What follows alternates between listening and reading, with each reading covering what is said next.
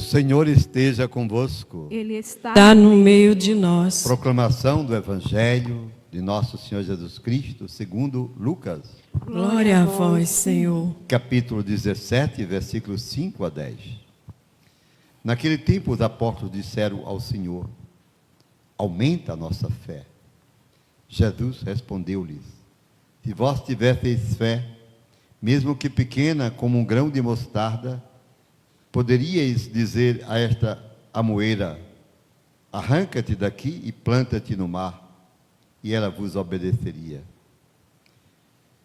Se algum de vós tem um empregado que trabalha na terra ou cuida dos animais, por acaso vai dizer-lhe, quando ele voltar do campo: vem depressa para a mesa? Pelo contrário, não vai dizer ao empregado: prepara-me o jantar, cinge-te e serve-me, enquanto eu como e bebo? Depois disso tu poderás comer e beber. Será que vai agradecer ao empregado porque fez o que lhe fora dito? Assim também vós, quando tiverdes feito tudo o que eu vos mandei, dizei: somos servos inúteis, fizemos o que devíamos fazer. Palavra da salvação. Glória a vós, Senhor. Queridos irmãos e irmãs, presentes a este santuário, aqui em Serra das Varas, amados e amadas que nos acompanham em casa, pela Rádio Agnus Dei e pelos nossos canais de comunicação. Domingo, dia do Senhor. O grande momento para a igreja. Os primeiros cristãos chamavam esse dia o dia da festa. O dia do encontro com o amado. Porque só Ele tem palavras de vida eterna. Só Ele basta.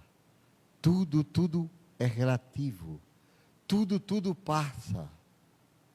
Deus permanece. Na primeira leitura do profeta Abacuque, ele se mostra cansado diante de tantas misérias que ele presencia, guerras, violências, ódios, e parece querer desanimar. É quando a gente vê tanta coisa nesse mundo, e as coisas permanecem assim sempre, a violência sempre será um ato de violência. O desamor sempre será o contrário daquilo que devemos fazer. Destruições, prepotência estão à minha frente. Reina discussões, surgem discórdias. Senhor, olha para mim. E o Senhor respondeu ao profeta dizendo: toma uma tábua e escreve as palavras da revelação. A visão se refere a um prazo definido. Pois todas essas coisas terão um desfecho e não faltará. Não falhará. Todas essas coisas passarão. Os que se apegam às coisas desse mundo, de repente tudo terminará. Como é uma loucura, né? A loucura dos que se apegam avidamente às coisas que passam.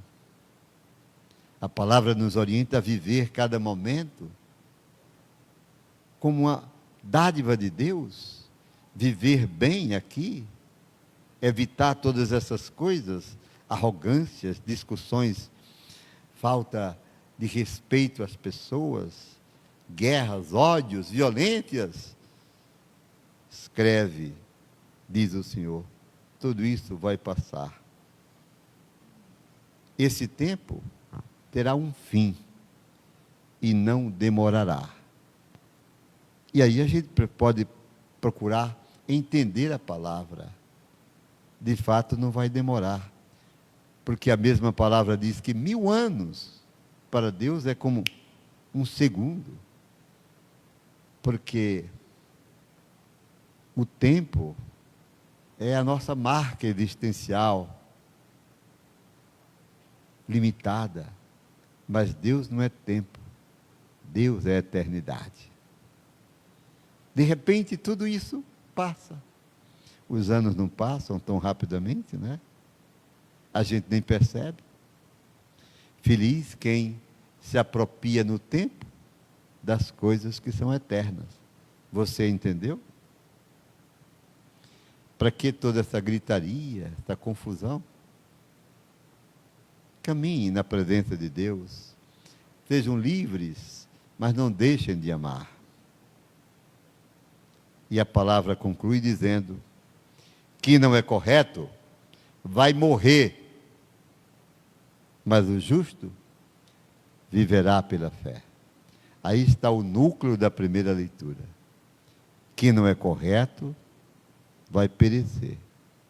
Mas o justo viverá pela fé.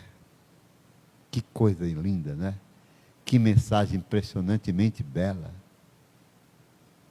O justo viverá pela fé. Não perecerá. Porque nós cremos na vida eterna. Nós cremos numa vida após passagem terrena. Foi por isso que nós rezamos o Salmo 94. Vinde, exultemos de alegria no Senhor. Aclamemos nosso rochedo. É Ele quem nos salva. Vinde, aproximemo-nos desse rochedo que nos salva. Vinde, adoremos, prostremo-nos por terra, ajoelhemo-nos diante do Deus que nos criou. Com a palavra é iluminadora para nossas realidades, né? Como faz bem. Ah, se hoje vocês ouvissem a voz do Senhor, se vocês não fechassem os seus corações, como fizeram em Meriba. Ah, o salmista recorda a história do povo, das manifestações de Deus em favor desse povo e das suas rebeldias contra aquele que os fez para si.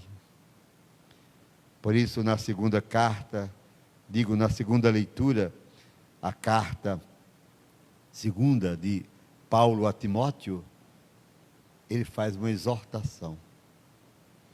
Timóteo, reaviva a tua fé. Lembra-te do dom que recebeste pela imposição de minhas mãos no dia do teu batismo, a efusão do Espírito que recebeste no Santo Crisma. Pois Deus nos deu um espírito de coragem e não de timidez, de fortaleza, de amor, de sabedoria, não de covardia, de infidelidade à palavra. Não te envergonhes do Evangelho, diz Paulo escrevendo a Timóteo, nem de mim, que estou preso por causa dessa palavra. Não te envergonhes de ser cristão, como nós precisamos dizer isso nos dias de hoje. Não se envergonhe de viver sua fé em todos os momentos. Sofre comigo, Timóteo, por causa do Evangelho, mas tenhas certeza de que o poder de Deus não te faltará. Usa um compêndio, as palavras que eu te ensinei. As palavras que ouviste de mim, em matéria de fé, de amor a Jesus Cristo. As palavras que ouviste de mim, em matéria de fé e de amor a Jesus Cristo. Guarda, pois, olha que coisa linda para nós. Guarda, pois, o precioso depósito da fé que recebeste na graça do batismo.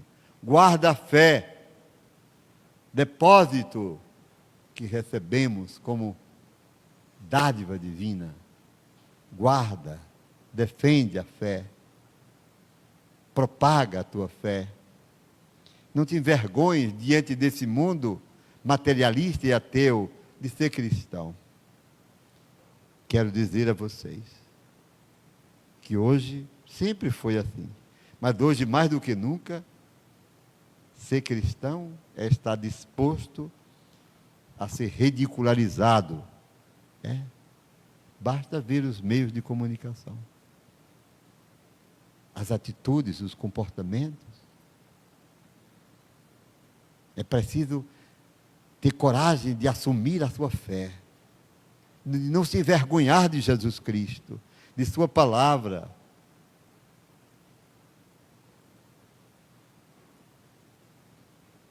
Nós já ouvimos tantas coisas, não é? Tristes, de pessoas dizendo o que não deviam dizer. A Bíblia é uma mentira. Eu vi isso na Câmara dos Deputados em tempos passados, recentes. Jesus Cristo, é uma utopia o que ele ensinou. O triste não é ouvir dessas pessoas essas coisas. O triste é ver os cristãos se calarem e não terem coragem de testemunhar sua fé. E a história da igreja que o diga. Os mártires de ontem e de hoje. Os mártires da fé. Essa semana passou aqui um jovem que foi da comunidade de Cristos, hoje é advogado, lá em Petrolina, e ele é um grande pesquisador. Ele escreveu um livro lindo que me fez chorar. Os mártires de ontem e de hoje. Ele pesquisou, porque é um grande estudioso, os mártires de hoje. Os que estão perdendo a vida por causa da fé. Perseguidos em tantos lugares do mundo. Também no Brasil, sem dúvida. Guarda, pois, o precioso depósito da fé que recebeste, e com a ajuda do Espírito Santo, diz São Paulo, dá testemunho de tua fé. Prega, diz ele, quer agrade, quer desagrade. Refuta, corrige, exorta, mas tudo o que fizeres, faça-o em nome de Jesus. Aí que está o segredo. Não falar em nome de nós mesmos, dos nossos pensamentos, não aderir às ideologias pagãs, respeitá-las, mas ser fiel, porque só se salvará quem for fiel até o fim. Por isso o Evangelho trata exatamente disso. Os apóstolos pedem, Senhor, aumenta a nossa fé. Interessante, Jesus não diz, vou aumentar. Não responde ao pedido deles, porque a fé já foi dada a cada pessoa que vem a esse mundo. A questão é cada um desenvolvê-la. Por isso Jesus diz, se vocês desenvolverem a fé, o dom da fé, e tiverem uma fé, mesmo que seja pequena, tamanho de um grão de mostarda, vocês poderão dizer a essa árvore, a uma amoreira, arranca-te daqui, planta-te ali, isto acontecerá. Uma expressão para dizer que pela fé tudo é possível, e é mesmo. Tudo é possível. Um médico ortopedista fazer um enxerto de um osso é a coisa mais simples que hoje pode acontecer na medicina. Mas não existe médico no mundo que possa fazer um osso aparecer onde ele nunca existiu. Pois aqui nesse santuário, registrado está, com documentos, este fato aconteceu. Uma avó fez essa trilha com a netinha, que nascera sem o fêmur da perna direita.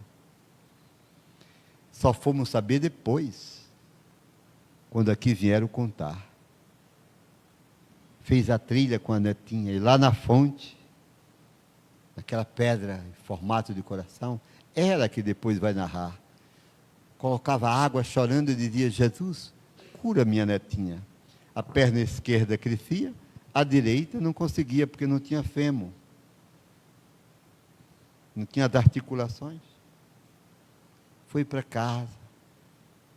Depois fui ao IMIP, porque 2 vezes por ano ela levava a neta para o acompanhamento. E a médica que acompanhava aquela criança apalpou a coxinha e disse: opa, que é isso? Apertou. E olhando para a mãe, disse: estranho, eu quero uma imagem. Tinha. E quando fizeram a imagem, aparecera um fêmur de 15 centímetros. Isso se chama milagre. E milagre é fruto da fé. Porque se você tiver fé, tudo lhe será possível. Tudo. Tudo mesmo.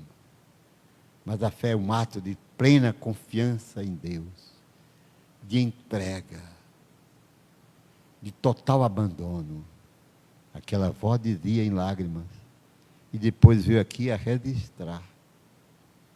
Eu chorava e pedia: Jesus, cura minha netinha. E o fêmur apareceu. Interessante que, quando ela veio aqui, a perna esquerda ainda estava, claro, tinha de ser assim, maior do que a direita. E eu disse para ela: não se preocupe não, porque Deus não faz nada pela metade. Essa perninha um dia vai igualar com a outra. Porque Deus é assim. Se vocês tiverem fé, mesmo que seja pequena como um grão de mostarda, poderão dizer a esta amoreira, a uma árvore: arranca-te daqui, planta-te ali, e ela vos obedecerá. Depois, Nosso Senhor diz: portanto, quando vocês tiverem feito tudo o que eu vos mandei, quando vocês fizerem tudo o que eu lhes mandei, vocês poderão dizer: somos servos inúteis. A inutilidade aí é o reconhecimento de que aquilo que a gente faz por amor, escuta, não terá mérito pessoal, porque é dever amar. Santo Agostinho não ensina: a medida do amor é amar sem medida. Ame-se sem medida. Ame aos outros sem medida. Ame seu pai, sua mãe sem medida. Ame as pessoas que não gostam de você sem medida. Pois amar é o caminho que nos leva ao céu. Mas quando vocês tiverem feito tudo o que eu lhes mandei fazer, digam: somos servos inúteis. Fizemos o que devíamos fazer. Paz. Se estabelecerá uma grande paz no seu coração. Fiz meu dever. Não tenho méritos. Fiz em nome de alguém. Ele é que é o Senhor. E a mim compete apenas amar, porque Ele é o amor de todo amor. Queridos irmãos e irmãs, vamos agora professar a nossa fé, porque viemos nesse dia celebrar o Senhor. E eu quero terminar esse sermão dizendo: hoje é dia de eleição, importante momento para o país. Mas eu quero dizer a você, escute-me bem, não esqueça de ir à missa, porque a missa é mais importante do que a eleição. Amém. Amém.